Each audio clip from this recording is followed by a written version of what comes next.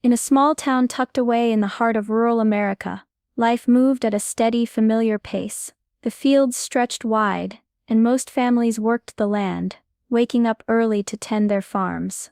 But the town's high school was a place of two worlds: the wealthy kids, who drove shiny trucks and wore the latest fashion, and the farm families, who were proud but simple, known more for hard work than for style.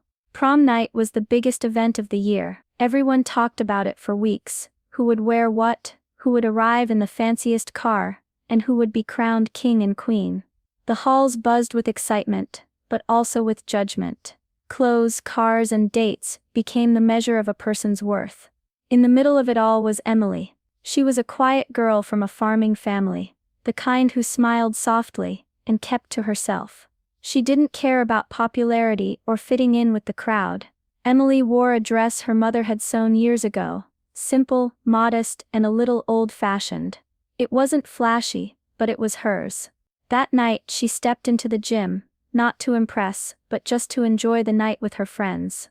The gym was filled with music and laughter, but one boy noticed Emily as soon as she walked in. Chase was the kind of kid who always had a crowd around him. His family was rich, and he never missed a chance to remind everyone. Tonight he spotted Emily's plain dress and her muddy boots peeking out from under it.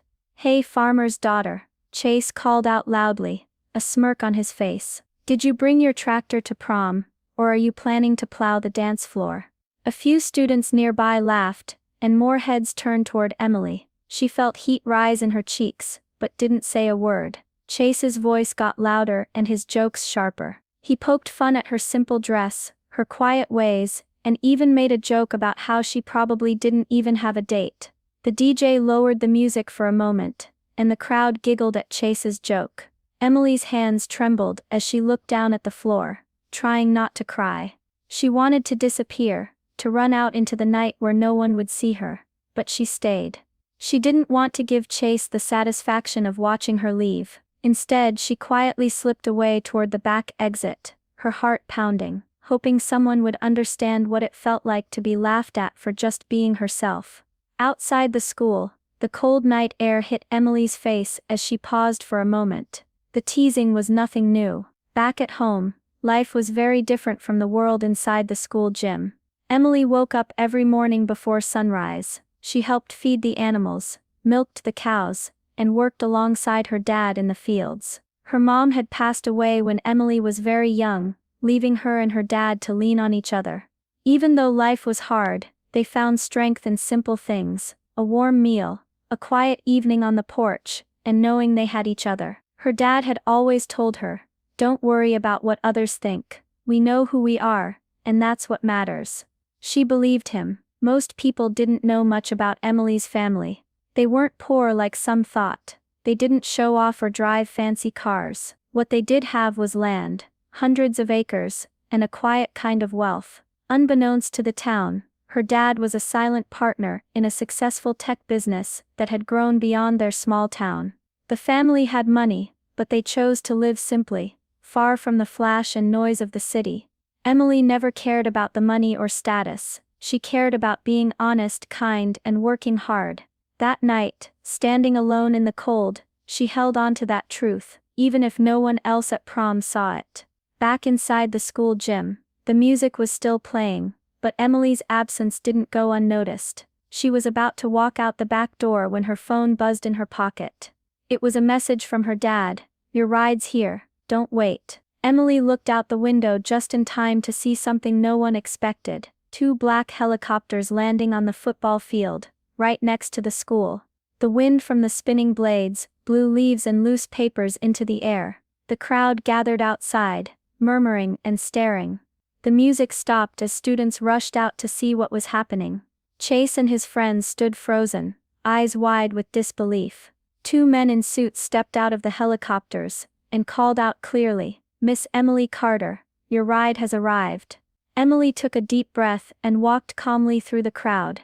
Her dress fluttered softly in the breeze, and she held her head high, no longer the shy farm girl who had just been laughed at. The crowd grew silent as she approached. No one dared to laugh or make a comment. The same boy who mocked her stood speechless, unable to believe what he was seeing. The men opened the helicopter doors, and bowed slightly. Emily stepped inside without hesitation, turning only once to give the crowd a small nod. It wasn't a nod of pride or arrogance, it was a quiet reminder that she was worth more than anyone had thought.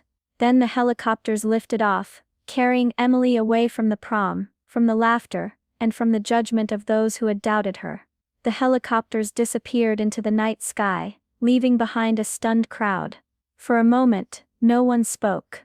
The energy in the air shifted from laughter to silence, heavy with disbelief. Chase stood frozen, his mouth slightly open. His friends looked at each other, unsure what to say or do next. The boy who had mocked Emily was suddenly unsure of everything he had believed about her. Whispers started to spread through the crowd. "Did you see that? She's rich," one student asked, eyes wide. Another whispered, "No, not just rich, that was something else. Those weren't regular helicopters." The popular girls who had been laughing before now looked down at their phones, trying to find any news or clues about Emily's family. Teachers watched quietly, exchanging glances. The students had underestimated Emily and her family all along. Even Chase tried to approach her the next day, his usual confidence gone.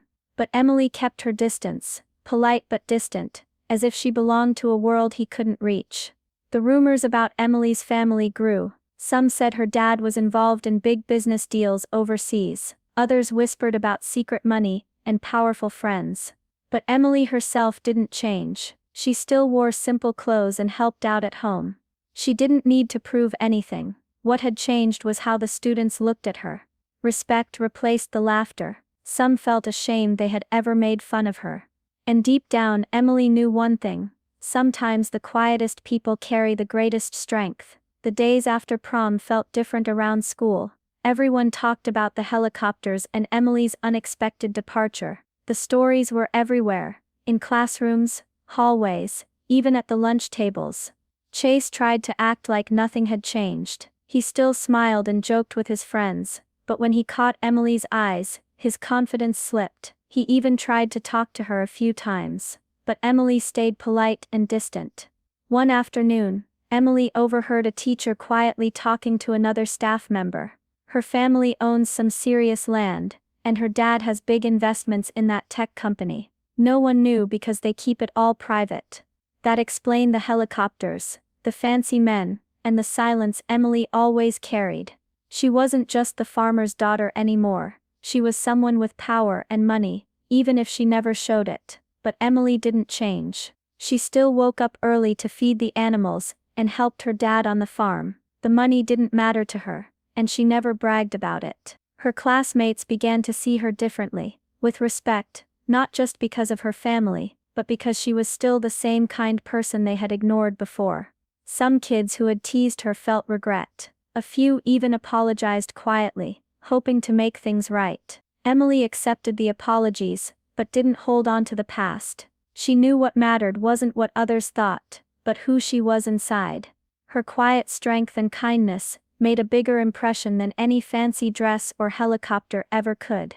Weeks after prom, the school halls were quieter, but something had changed. Emily still walked with her gentle, calm way, not loud or proud, just quietly strong. One day she noticed a younger girl sitting alone, her clothes worn and torn. Some students whispered and pointed.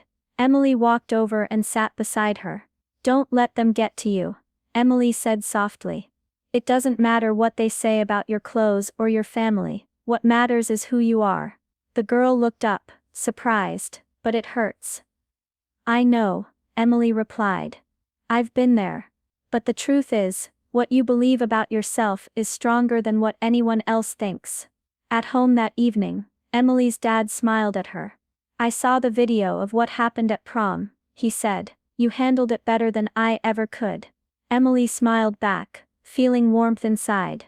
It wasn't about the helicopters or the money, it was about staying true to herself. She didn't need to prove anything to anyone. She already knew her worth. The next morning, Emily stepped outside, looking out over the fields her family had cared for generations. They had called her a farmer's daughter, like it was a joke, but they didn't know. She was so much more than that. She was a girl who faced laughter with courage, who stayed kind when it was hard, and who carried quiet strength in her heart. And that night at prom, when the helicopters came, they saw it too.